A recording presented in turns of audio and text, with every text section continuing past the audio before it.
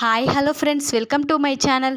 Friends, మా ఛానల్ని first time చూస్తున్నట్లయితే తప్పకుండా సబ్స్క్రైబ్ చేసుకోండి. అలాగే వీడియో నచ్చినట్లయితే తప్పకుండా లైక్ చేయండి. స్టోరీలోకి వెళ్ళిన సునంద యాక్సిడెంట్ గురించి తెలుసుకొని సునందనికి జైలుకి పంపించి ఆనందిని ఇరికించాలని చూసిన జీవన ఇందుమతి ప్లాన్తో అలెక్కిని కిడ్నాప్ చేసి ఇక సునందని జైలుకి పంపించబోతుంది. అది ఎలాగో తెలియాలంటే వీడియోని స్కిప్ చేయకుండా చివరి దాకా చూడండి. ఇక ఆనంది అయితే చాలా బాధపడుతూ ఉంటుంది. ఏంటి, అత్తయ్య చేసిన తప్పు ఎప్పటికీ తను తీర్చుకున్నట్లు అవుతుంది అంటే ఆ అమ్మాయికి గతం గుర్తుకు వస్తే ఇక తన వాళ్ళ దగ్గరికి తనని పంపించేస్తే ఇక అత్తయ్య ఇక తనకి ఏ బాధ ఉండదు, టెన్షన్లు కూడా ఉండవు అని ఆనంది అనుకుంటూ ఉంటుంది. ఇక ఆనంది అయితే చాలా బాధపడుతుంది. అలెక్యకి ఏ రోజు ఇక దివ్యకి గతం గుర్తుకొస్తుందో ఏమో అని ఇక తన గురించే ఆలోచిస్తూ ఉంటుంది. అప్పుడే ఇక జీవన మాత్రం ఏంటి, ఇక కుట్టి అటుపక్క అత్తయ్య గారు ఏదో సీక్రెట్ దాచిపెడుతున్నారు. ఆ కవర్లో శారీ, నగలు ఇవన్నీ ఎందుకున్నాయి, అసలు ఏందో ఉంది, వాళ్ళిద్దరి మధ్య ఏదో ఉంది, అది తెలుసుకోవాలి అని జీవన కూడా అనుకుంటూ ఉంటుంది. అప్పుడే జీవన వీళ్ళ ప్రతి మూమెంట్ తెలుసుకోవాలని అనుకుంటూ ఉంటుంది. అప్పుడే ఇక ఆనంది కూర్చొని ఆలోచిస్తూ ఉండగా ఇదేంటి, దేని గురించో ఆలోచిస్తుంది అని ఇక జీవన చాటుగా చూస్తూ ఉంటుంది. అప్పుడే సునంద ఆనంది రూమ్లోకి వస్తుంది. అప్పుడే ఆనంది ఏంటత్తయ్య గారు అని అంటూ ఉంటుంది. నిన్ను ఒకటి అడగాల ఆనంది అని అనగానే ఏంటత్తయ్య గారు అని అంటూ ఉంటుంది ఆనంది అయితే. అప్పుడే ఇక ఆ అమ్మాయికి ఎప్పుడు గతం గుర్తుకొస్తుందో డాక్టర్ గారు చెప్పారా, తను తొందరగానే కోలుకుంటుందని చెప్పారా ఆనంది అని అంటూ ఉంటుంది సునంద అయితే. అప్పుడే మీరేం టెన్షన్ పడకండి అత్తయ్య గారు, తనకి తొందరలోనే గతం గుర్తుకు వస్తుంది, అమ్మా నాన్నలు ఆ ప్రయత్నంలోనే ఉన్నారు, మీరేమీ టెన్షన్ పడకండి అని అంటూ ఉంటుంది ఆనంది అయితే. అప్పుడే సునంద ఎలా ఉండమంటావు ఆనంది, ఆ రోజు యాక్సిడెంట్ చేసింది నేను, తనకి ఇంకా ప్రమాదం ఏదైనా అయితే ఇంకా నేను ఇప్పుడు ఎక్కడుండేదాన్నో, ఇక నువ్వు సమయానికి తనని తీసుకువెళ్ళి హాస్పిటల్లోకి తీసుకువెళ్ళి అడ్మిట్ చేసి తనకు ట్రీట్మెంట్ జరిపించి తను కోలుకునేలా చేశావు. కానీ గతం మర్చిపోయింది, ఆ గతం గుర్తుకు వచ్చాకే ఇక తన తల్లిదండ్రుల దగ్గరికి వదిలేసాకే నాకు ఈ టెన్షన్ ఉండదా ఆనంది, నాకు అప్పటి వరకు టెన్షన్ ఉంటూనే ఉంటుంది అని సునంద అంటూ ఉంటుంది. అప్పుడు ఆనంది అవునత్తయ్య గారు, నేను కూడా ఆ అమ్మాయికి ఎప్పుడు గతం గుర్తుకు వస్తుంది, తొందరగా గతం గుర్తుకు రావాలని ఆ శివయ్యని ప్రార్థిస్తూనే ఉన్నాను అని ఇద్దరు మాట్లాడుకుంటూ ఉంటారు. అప్పుడే జీవన చాటుగా ఉండి ఇదంతా వింటుంది.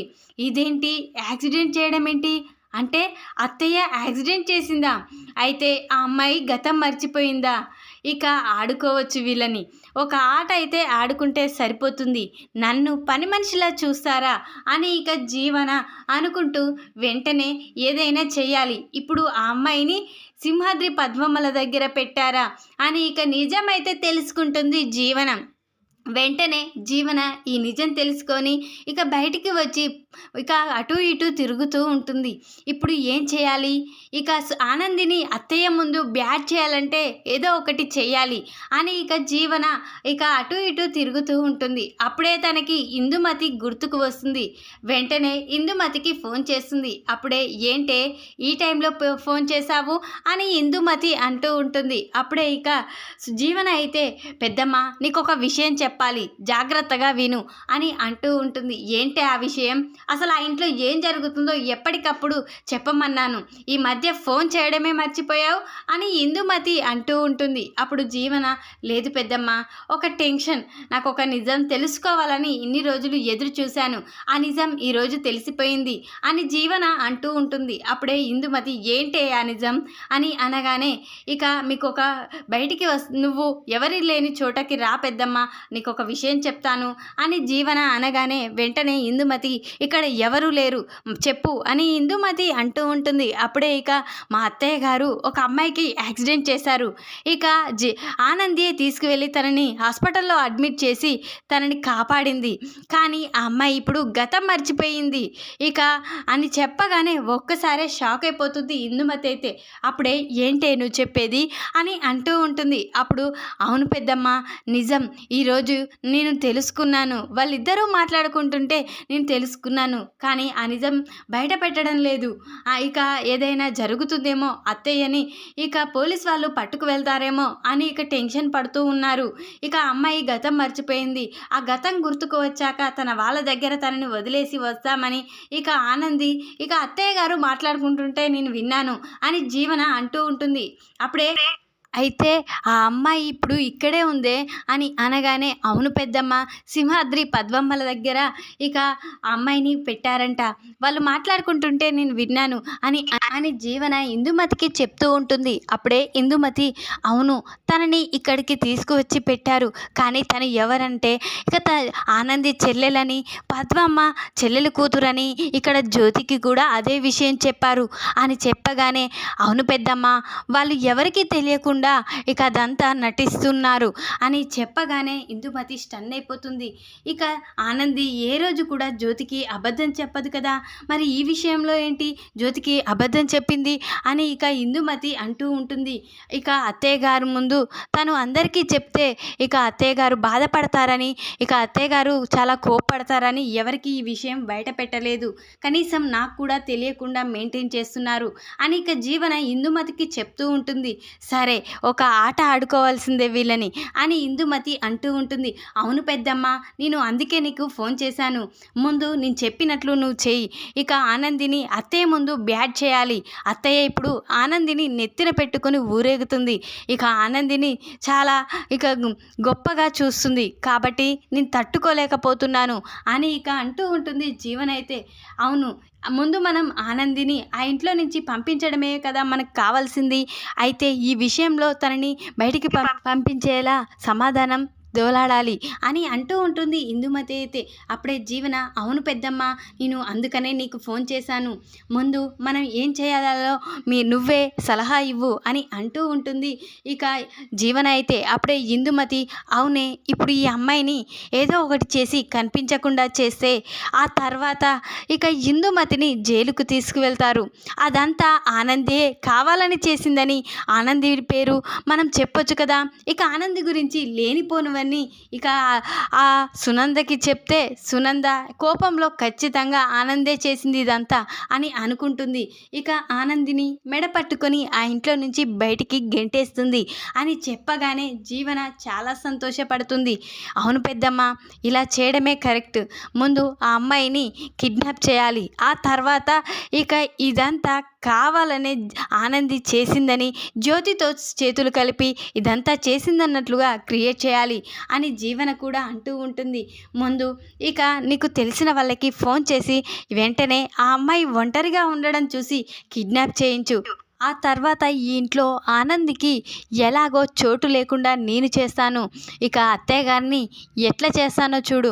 ఇక ఆనందిని తనే మెడ పట్టుకొని బయటికి గెంటేసేలా చేస్తాను.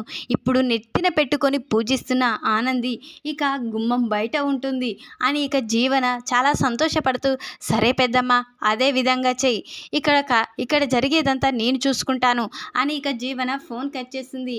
వెంటనే ఇందుమతి, ఇదంతా ఈ ఆనంది ఆడిన నాటకమా, ఇక వాళ్ళ అత్తయ్య యాక్సిడెంట్ చేయడంతో ఇక తన పేరు ఎక్కడ బయట పెడితే ఇక పోలీస్ వాళ్ళకి తెలుస్తుంది, తన పరువు ఎలా పోతుందో అని ఇక ఇదంతా ఏమీ తెలియకుండా పద్మమ్మకి సింహాద్రికి చెప్పకుండా ఇదంతా ఇక తనని తీసుకువచ్చి తన చెల్లెలు కూతురుగా తన చెల్లెలుగా ఇక ఈ ఇంట్లోకి పెడుతుందా, దీని సంగతి చూస్తా అని ఇందుమతి ఇక అనుకుంటూ వెంటనే రౌడీలకైతే ఫోన్ చేస్తుంది.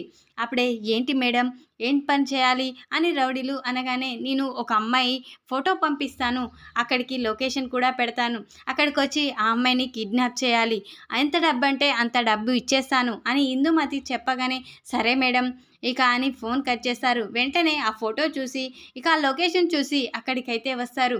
అప్పుడే ఇక అటు ఇటు తిరుగుతూ ఉంటారు.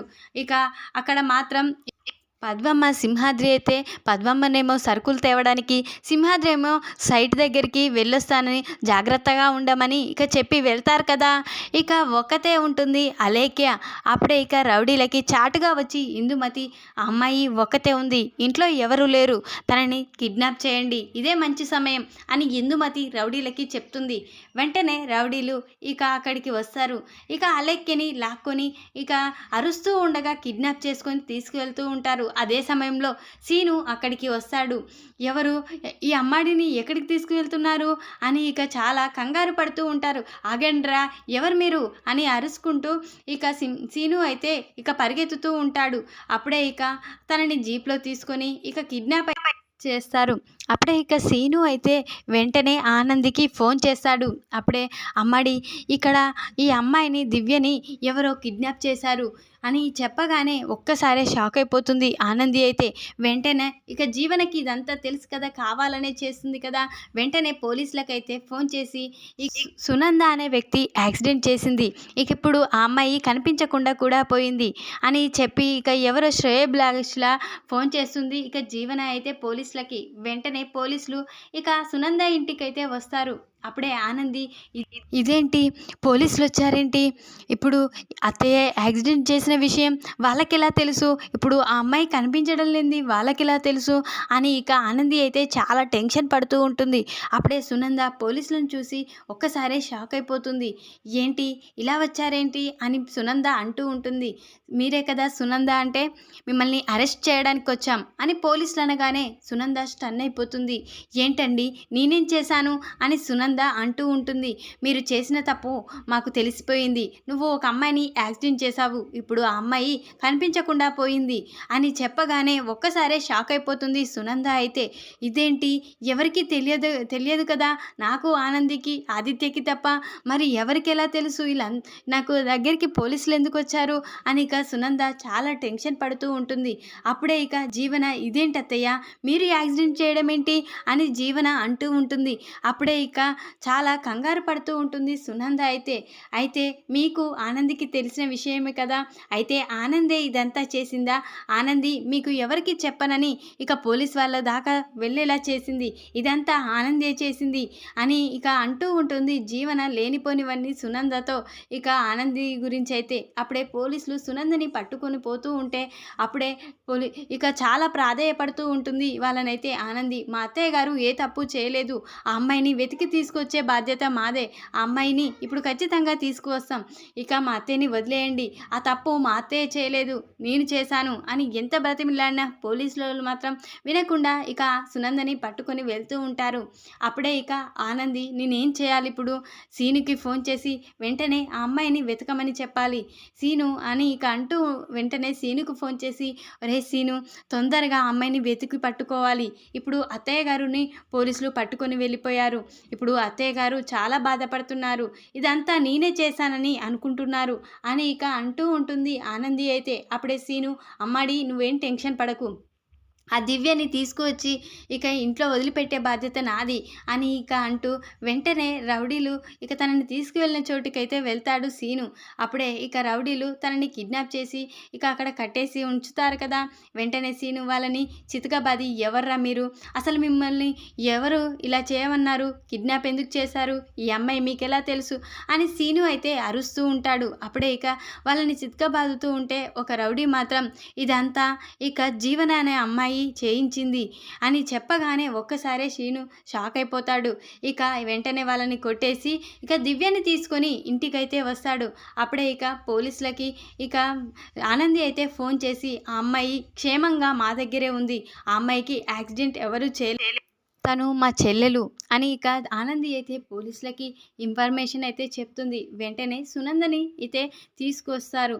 ఇక ఇదంతా తెలుసుకున్న ఆనంది వెంటనే సీను ఆనందికి, ఇదంతా జీవన చేసిందమ్మా, ఇక సునంద గారిని జైలుకు పంపించి ఇక అమ్మాడిని ఇక తన ముందు ఇక చెడ్డదానిలా చేయాలని, తనని ఇంట్లో నుంచి బయటికి గెంటేయాలని ఇదంతా చేసిందమ్మా అని ఇక సునంద ముందు సీను చెప్పడంతో వెంటనే సునంద జీవన చెంప పలగొట్టి, ఇక నన్ను జైలుకు పంపించాలని చూసింది, నా ఇంట్లో ఉండకూడదు, ఇలాంటిది నా కోడలు కావడం ఏంటి అని ఇక వెంటనే సునంద జీవనని మెడ పట్టుకుని బయటికైతే గెంటేస్తుంది.